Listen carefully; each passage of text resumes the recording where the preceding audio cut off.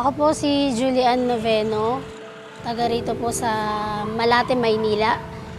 Ang mister ko po, ang trabaho niya ay nagdadrive ng e-trike. Ako naman po, ang trabaho ko po ay nagtitinda sa bangketa. As pagiging deboto po sa Nazareno, taon-taon po, sumasama po kami sa traslasyon, papunta ng Quiapo Church. Hoy, kaway-kaway! Sumasamba kami sa mga larawan. Nasa isip namin noon na yung poon ng Nazareno ang siyang nagre-represent po na siya yung parang Diyos na sinasamba po namin.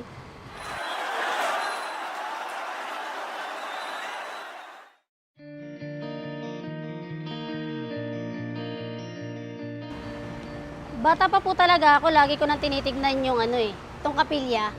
Ba't kaya ang ganda ng simbahan ng Iglesia ni Cristo? Marami pong negative din na narinig kami. Sa 9 na taon po namin dito sa tapat ng kapilya ng Iglesia ni Cristo na nakatira, madalas po, kapag ka po may nag-aanyaya po talaga sa amin, hindi po namin tinatanggap. Sinasabi po namin na, ay may gagawin pa po ako. Tapos saka po namin isasara yung pinto. Hindi po kami open na makinig ng kung ano man po ang sasabihin ng mga kaanib ng Iglesia ni Cristo.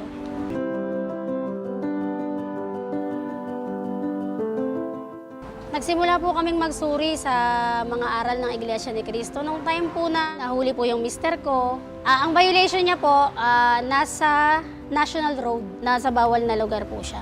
Pagdating po namin doon sa impounding, ayun nga po, may nangangaral, si Kajuban nga po, nanghihikayat po siya na makinig ng mga salita ng Diyos. Unang doktrina, wala po talaga ako, hindi pa po ako interesado. Kung ano man po yung sasabihin ng ministro po na si Kajuban. Ang sabi po sa talatang ating narinig, Gusto ko lang pong marinig, pagbigyan ang imbitasyon. na ipinalit ng Iglesia. Kung sumubok kaming sumamba, pagpasok pa lang po, unang-una, bawal po ang cellphone. Sabi ko, ay, bawal ang cellphone. Samantalang sa Katoliko, okay lang kahit may dala kang phone. Magpa-picture-picture ka pa pagpasok mo sa loob. Ikalawa po, meron pong nag-guide kung saan yung babae at lalaki. Hiling namin sa inyo. Meron po bang itinuturo sa atin? Doon po sabi ko, napaka-organisado naman po ng kapilya. Makakapag-pray ka po talaga ng maayos at taimtim. Kasi wala pong magulo, walang nagsiselfone, walang nag-uusap-usap.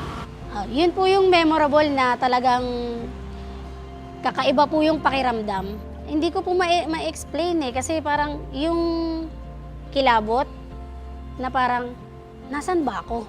Parang iba po yung pakiramdam na parang napaka-solemn nung lugar. Ay napakahalaga na paigting. Nung narinig ko po yun, na ang sabi po ang pagsamba sa rebulto ay hindi po dapat. Dahil wala po yun sa aral ng Biblia. Mas lalo po akong nag-interesado para magtanong po kay Kajuban, totoo po ba na nilalaman niya ng Biblia? Hindi po agad-agad na natanggap namin kasi iba po yung pagiging deboto po . Nakasanayan na po namin yun mula pagkabata hanggang sa paglaki na ito yung babaguhin mo yung pananaw mo, mahirap po yun. Nagsuri po kami, pinakinggan po namin lahat ng mga doktrina na nasa Biblia po. Unti-unting naitatama, na bubuksan yung aming isipan at puso namin sa tamang pagsamba sa Diyos. Na hindi mo kailangan ng kahit na ano pang rebulto para manalangin o para manalamin na ayan yung Diyos na kailangan nating sambahin. Kundi sa isip mo, sa puso mo, kahit wala kang rebultong nakikita, basta ikay nananampalataya at tama yung pagsamba mo, masasabi mo na isa kang tunay na Kristiyano. Nakikinig kami, nagiging isa kami ng pananampalataya na itutuloy-tuloy po namin. Yung puso po talaga namin ang nangusap na eto na talaga yun, yung hinahanap natin. Sa pamilya din po naman namin, Hindi naman po kami totally kinukutya, kundi napakalaki po ng mga katanungan nila. Ano yung rason nga namin kung bakit po kami nagpadoktrina. Isa lang naman po yung sinasagot namin eh. Ang sinasagot lang po namin sa kanila, subukan nyo po.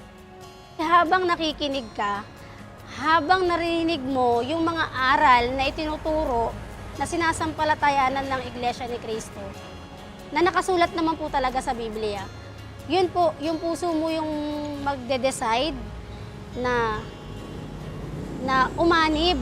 Nabautismuhan po kami August 23, 2020. Nung nabautismuhan po kami, napakasarap po sa pakiramdam. At yung bagong ikaw, magsisimula ka ng maayos na pananampalataya sa Diyos. Nung pandemya, marami kaming pagbabago sa buhay na hirap, kapos. Hindi po natigil yung pangsambang sambahayan. Yun po yung nagbigay daan sa amin na ang Diyos laging nandyan lang para handang tumulong sa atin anuman yung ating pinagdadaanan. Sa loob ng 9 na taon na nandito lang kami, malapit lang kami sa kapilya ng Iglesia ni Cristo, tapat lang kami yung bahay namin. Maraming beses na naanyaya kami pero lagi namin pinagsasarahan. Ang narealize lang po namin sana noon pa